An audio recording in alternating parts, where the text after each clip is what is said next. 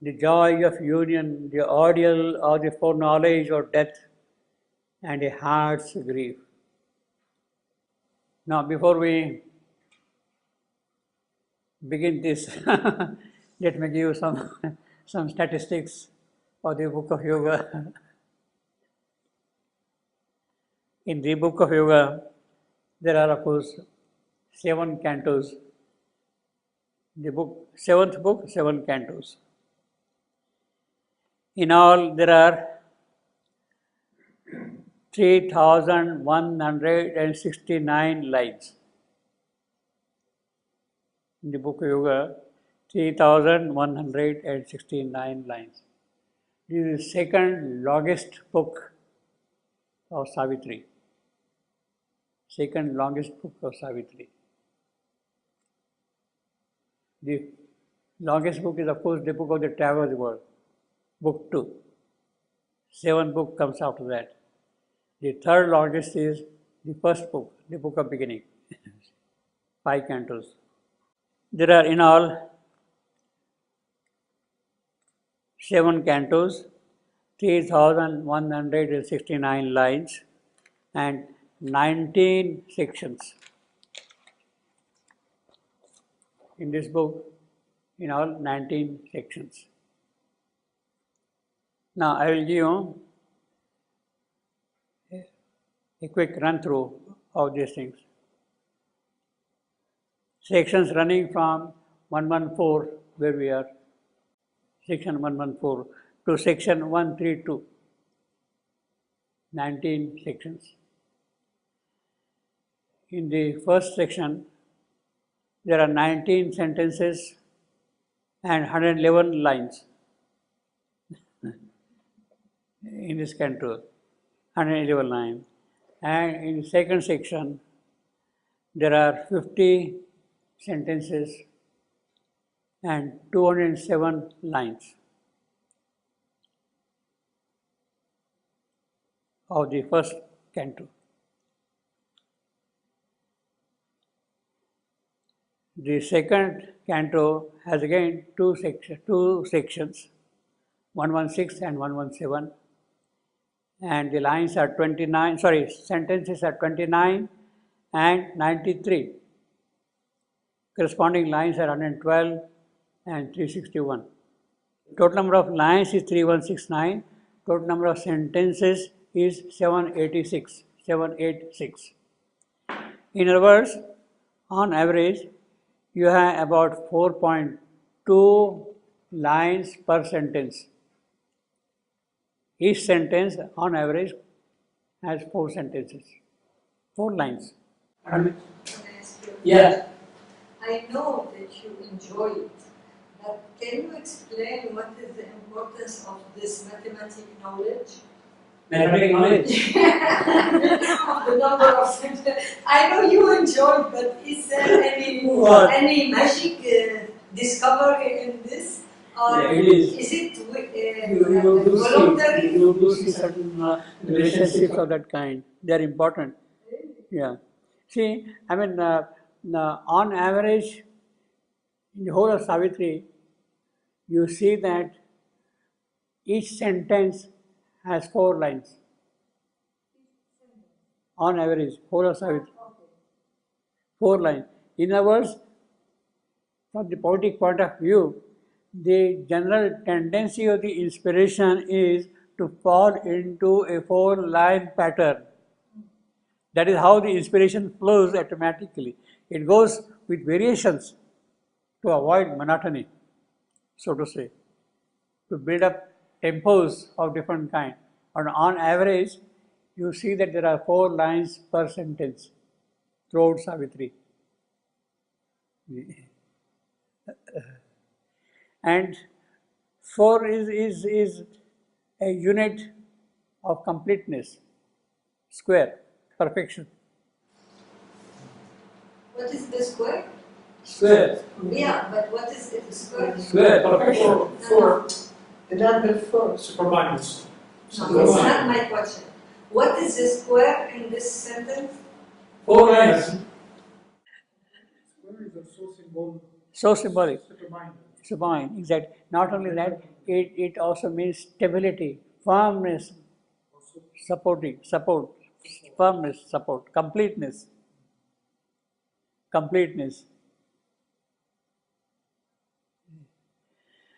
Well, let us at least now begin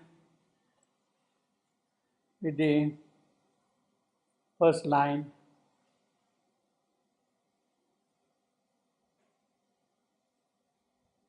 Fate followed her, forcing a beautiful road. Now, actually, it's a very simple line. No? Fate followed her, forcing a beautiful road. But I tell you, these are the most complex lines, most difficult lines in Savitri. Most difficult lines in Savitri. Fate followed her, forcing. Now, her stands for whom? Fate or Savitri? I don't know. It's up to you to tell us. Both. Or Savitri? She both. Yeah. Yeah. Fate followed her forcing. See, it depends on how you read it. Fate followed her forcing immutable road. So it is Savitri who is making fate go along her road. Savitri is going to shape her fate.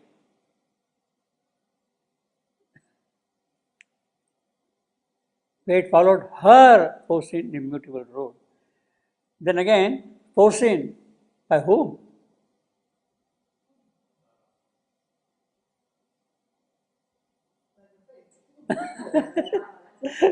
No.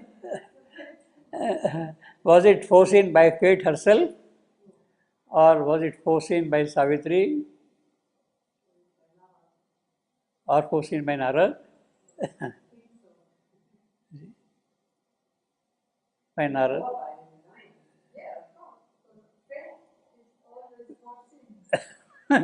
But that road was foreseen by Narad. This is what we have seen earlier. That's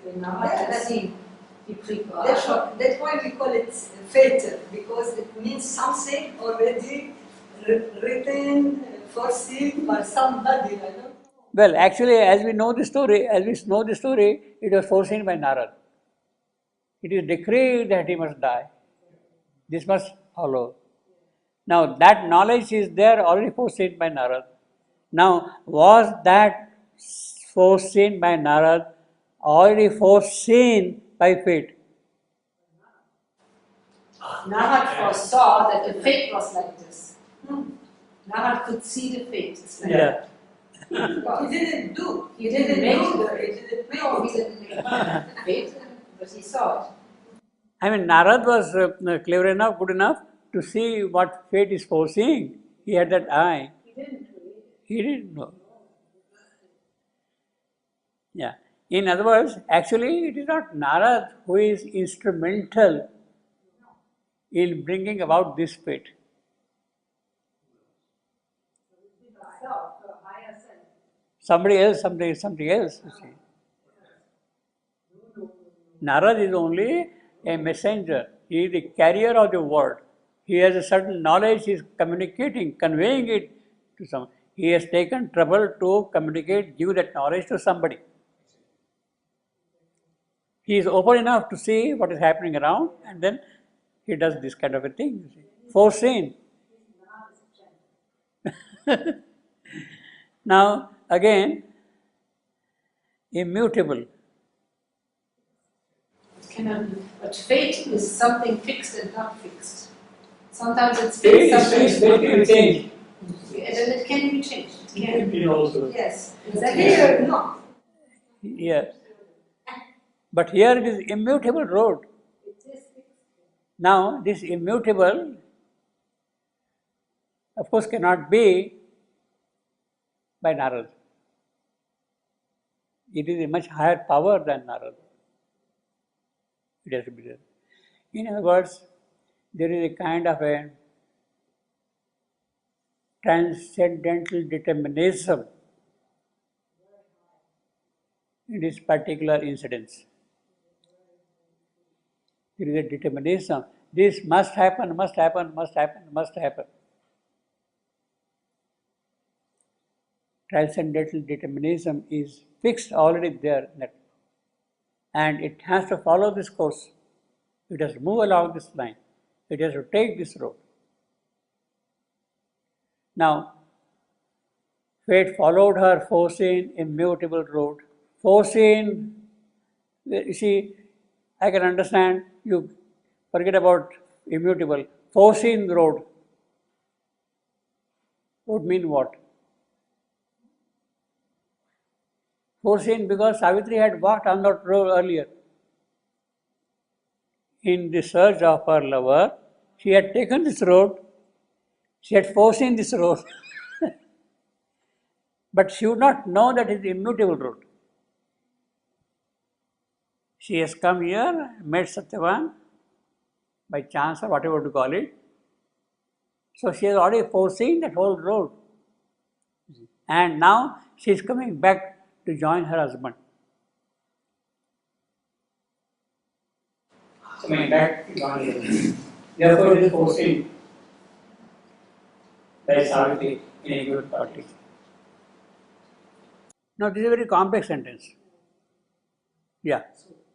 It would be possible to read fate followed, Savitri is foreseen, immutable road. Exactly. Very well put that. Also.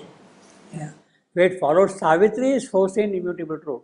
So fate follows. Yeah. It's not Savitri who follows the fate. Yeah. So it is Savitri who is making fate follow her road. Yeah. That is what that her could stand for fate. It could also stand for Savitri. Now that is the beauty of English poetry. French poetry will not allow that. French poetry is impossible. You see. French poetry is impossible.